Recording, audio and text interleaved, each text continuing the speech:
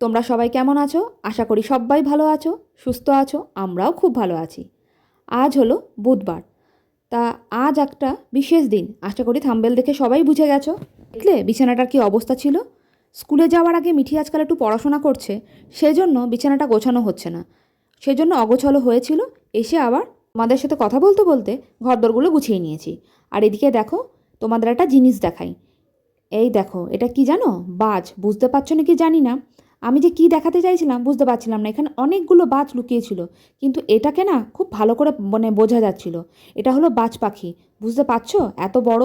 আমি কিন্তু একটুখানি জুম করেছি। তারপরে আবার দেখো আরেকটা উড়ে এসছে বসছে। আশা করি এইটাকে বুঝতে পারছো। কত জানো না বাজ পাখি উঠছিল, অবাক লাগলো। কলকাতা শহরে এরকম আবার বাজ পাখি উড়ে বেড়ায় নাকি। তাই চলে এলাম একটু মাটন নিতে। আজকে আমাদের অ্যানিভার্সারি, তেমন কিছুই করব না বলতে মিঠির যেহেতু এক্সাম চলছে, ওই কারণে কিছু করা হবে না। ওইটাকে একদিন পরে সেলিব্রেট করব। তা দেখো, আজকে রান্নায় করেছি মাটন, আর ওদিকে উচ্ছে ভাজা আর স্যালাড, আর কিচ্ছু না। মিঠিকে দেয়া আসা নিয়ে আসা করতে করতেই অর্ধেকটা দিন আমার কাভার হয়ে যাচ্ছে রাস্তাতেই। যেহেতু মিঠির আবার কালকে পরীক্ষা আছে, সেজন্য মিঠিকে খাই দিয়েছি। মিঠি খেয়ে দিয়ে ঘুমিয়েও পড়েছে। আর ওদিকেও গুনগুনো কলেজ থেকে চলে এসছে। আর আমাদেরও খাওয়া দাওয়া হয়ে গেছে। খাওয়া দাওয়া হয়ে যাওয়ার পর আমরা একটুও বসিনি। মিঠি যতক্ষণ ঘুমাচ্ছে, তা নাহলে এখনও চিৎকার চেঁচামেচি করবে যে তোমরা কোথায় বেরিয়ে চলেছো। আর দেখেছো, এই জামাটা কিন্তু সেদিন, মানে সোয়েট শার্ট, এটা তো আর জামা না, সোয়েট শার্ট। এটা কিন্তু সেদিন শুভ্রজিৎ কিন্তু কিনেছিল। সেই মলে গেছিলাম, আর আমি কিনেছিলাম এই কুর্তিটা। এর সাথে আমি একটা জিন্সও কিনেছি, সেটা আবার কোনো একটা সময় পরে তোমাদের দেখাবো। জানো তো, যখন ঘুরে এলাম, ঘুরে এসে না এই মন্দিরটায় একটুখানি দাঁড়িয়েছিলাম। এটা হলো মা দুর্গার মন্দির। এখানে প্রতিদিন নিত্য পুজো হয়। পুরো যেমন করে দুর্গা পুজো হয় তেমনই প্রতিদিন নিত্য পুজো হয়। খুব সুন্দর। তোমরা বুঝতে পারছো কি না জানি না। এখানে লোকজন থাকে তো সেভাবে অতটা ভিডিও করা হয়নি। দেখো, এত ভাল লাগবে, খুব ভাল লাগে। এখানে বসে থাকে কত বয়স্ক মানুষ।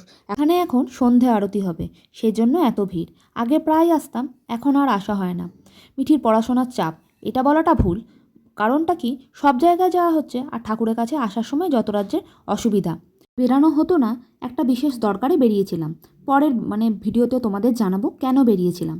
আর দেখো, ঘরে এসে শুভ্রজিৎ চলে গেছে কাজে, আর আমি একটু বার করেছিলাম এই অ্যালবামটা। 15 বছর কাটিয়ে দিলাম একসাথে। এইভাবে 15টা বছর ঝগড়াঝাটি করতে করতে কাটিয়ে দিয়েছি। কতবার না ডিভোর্স দিয়েছি দুজন দুজনকে। রাগ হলেই, ঝগড়া হলেই শুধু ডিভোর্স দিয়ে দেবো। তা তোমাদের কাছে আশীর্বাদ হিসেবে এই উপহারটা চেয়ে নিচ্ছি। আমাদেরকে আশীর্বাদ করো যে আমরা যেন সারাটা জীবন যেন এইভাবে কাটাতে পারি। আর এটা না আমাদের সিমলার ফটো। তা যাই হোক, প্রথম হানিমুন। তোমরা সবাই ভালো থেকো, সুস্থ থেকো, সাবধানে থেকো, আর সকলকে ভালো রেখো। আর ভিডিওটা কেমন লাগলো অবশ্যই কমেন্ট করে জানিও। তাহলে এখনকার জন্য টাটা, গুড নাইট।